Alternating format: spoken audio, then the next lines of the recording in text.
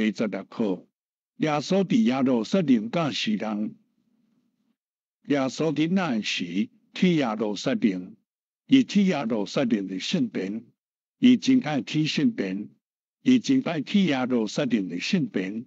耶稣大人的时，伊也有去圣殿，伊真爱去圣殿，伊爱读圣经互遮的人听。耶稣在用圣经教示人，伊读圣经互人听，伊伫圣殿读圣经，伊在读上帝的律法，伊真老教示人。耶稣知影上帝的话，伊讲这个律法是上帝互咱的。耶稣教示人上帝的律法，伊的教示比法利赛人的教示较好。耶稣真老教示人，伊用上帝的律法教示人，伊教示律法的真理，伊教示人真理。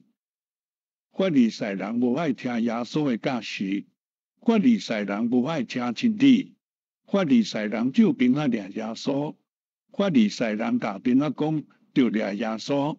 耶稣对边仔讲：恁知影上帝找我来，我的话是真理，我的话是神的话。上帝找我来教示人，上帝找我来甲恁讲真理。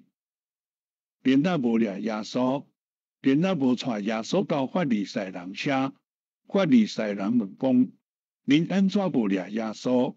边仔讲：无人亲像耶稣写老讲，阮知影耶稣的教示是真好。